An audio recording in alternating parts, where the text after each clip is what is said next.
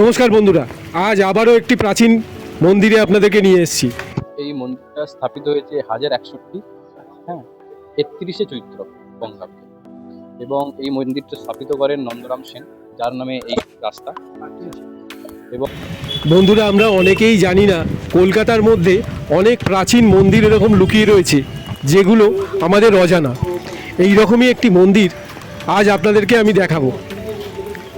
আর সাথে এই মন্দিরের এক বিশিষ্ট পুরোহিত মহাশয়ের মুখ থেকে জেনে নেবো এই মন্দির সম্বন্ধে কিছু কথা। চলুন মন্দিরটি আপনাদেরকে দেখাই।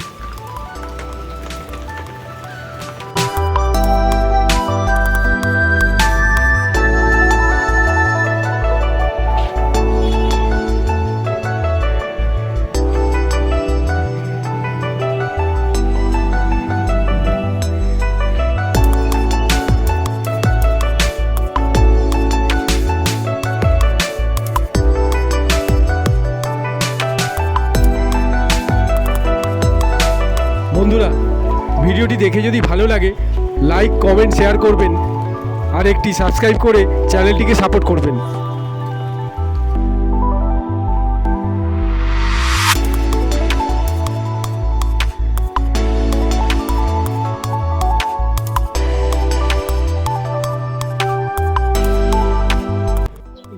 এই মন্দিরটা স্থাপিত হয়েছে 1061, হ্যাঁ, 31শে চৈত্র বঙ্গাব্দে।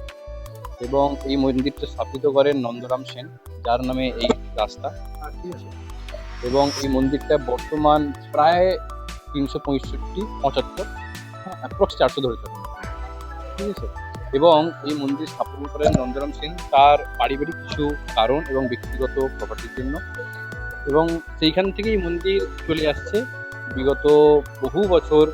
ধুলিস্বাদ এবং বন্দ্যোপাধ্যায় ছিল 2011-র পর থেকে মানব বিকাশ ট্রাস্ট এই মন্দিরটি নেন এবং পরিচালনায় রয়েছেন।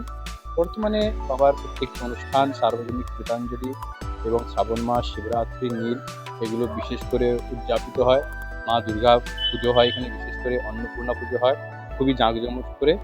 এবং প্রত্যেকটি ভক্তদের কাছে একটাই আবেদন এবং নিবেদন, যদি করতে পারেন, আসুন মন্দিরটা দেখুন, পরিচর্যা করুন, নিশ্চয়ই ভালো লাগবে। কলকাতার সব থেকে হেরিটেজ মন্দির, কলকাতার বুকে সব থেকে পুরনো, এর উপরে কোনো পুরনো মন্দির নেই বর্তমান যুগে। আচ্ছা, এই মন্দিরটি কোন জায়গায় অবস্থিত?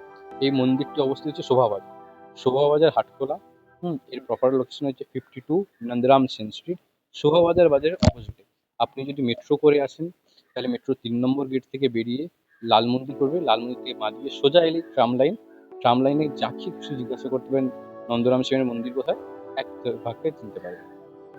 নন্দরাম সেন কি এখানকার মানে কোনো রাজকীয় পরিবারের লোক ছিলেন? না, ব্রিটিশ গভর্নমেন্টের একজন ব্যবসায়ী ছিল, শোনা কথা, শোনা যায়, ঠিক আছে। এর বেশি ওনার বিষয়ে কোনো তথ্য নেই আমাদের কাছে। ওনাদের পুরো মানে না, ওনাদের পূর্বপুরুষরা বলতে এই বর্তমানে এই মন্দিরের সঙ্গে কোনো জড়িত নেই, হ্যাঁ, নাতিরা ছিলেন, কিন্তু ওনারা পরিত্যক্ত অবস্থায় ছেড়ে দিয়ে চলে যান।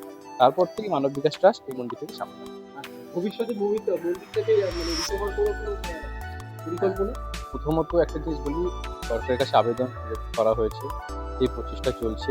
এবং একটুখানি তো বিষয় নয়, না। এটি পুরনো, সব 400 বছর পুরনো মন্দির এবং এর যে ডিজাইন বর্তমান যুগে কোনো মিস্ত্রি এবং আর্কিটেকচারে তৈরি করা একটু সমস্যা হয়ে দেখছে, তাতে একটু সময় চলছে এবং সমস্ত কথাবার্তা চলছে, আস্তে আস্তে বিগত দিনে আপনার